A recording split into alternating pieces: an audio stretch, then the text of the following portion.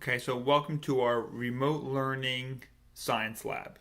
We're going to try to make the best of it, so I'm going to go through the activity and you'll be making observations and predictions along the way as I work it through. So we have just a kitchen scale. I have a small Tupperware container, and then I have one chocolate chip cookie.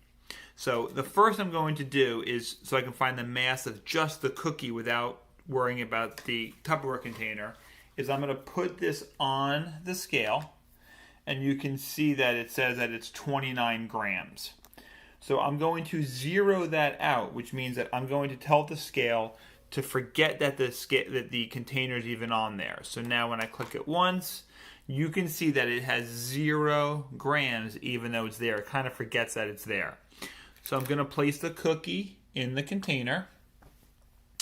And if I scale over, you can see that that cookie right now is 10 grams. So what I want you to think about now is my next step is I'm going to take the same cookie and I'm going to crumble it inside the container. And you can see that in a lot of pieces. So I'm going to place this back on the scale, and I want you to think, is all the little pieces, is it going to be a lesser mass? Is the mass going to increase, or will the mass stay the same? All right, so I'm going to place it on there again. And we see that it is 10 grams still. So I want you to think about,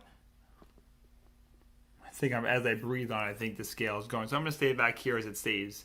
So you can see that it is still 10 grams. So I want you to think about why it stayed the same.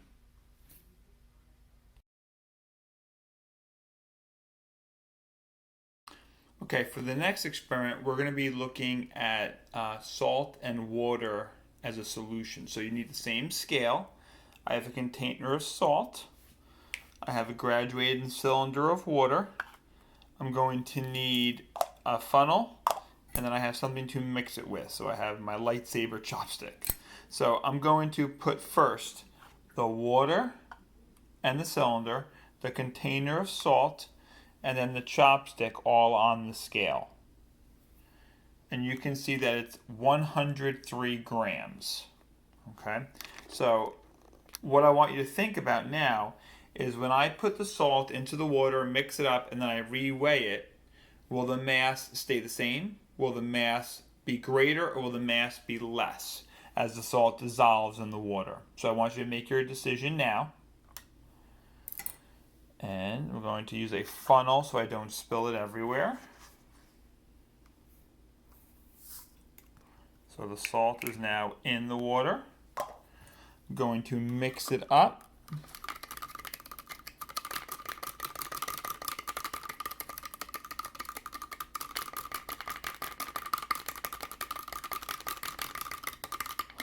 Going to put the water and the chopstick on there and the empty container, and you can see that the mass is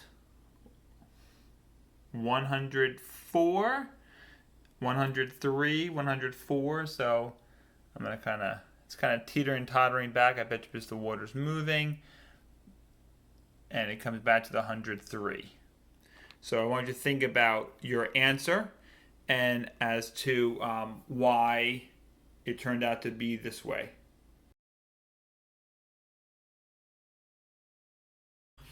Okay, for our final experiment, we're going to use the same scale. I have a graduated cylinder, but this time there's vinegar on the bottom.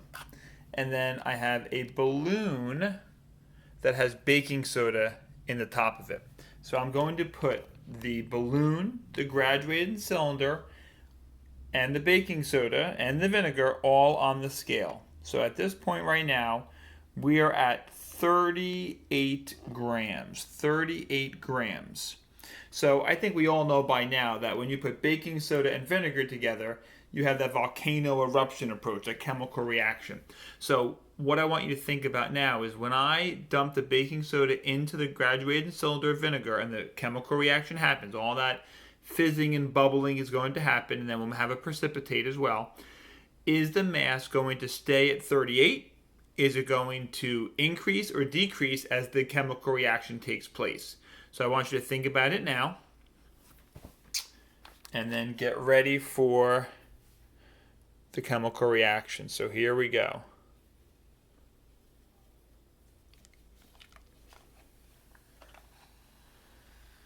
And actually the balloon is blowing up from the chemical reaction. We can see the bubbles foaming and fizzing as we kind of look at it. And then as I lower down to the mass, we are still in that 37, 38, it's kind of going back and forth.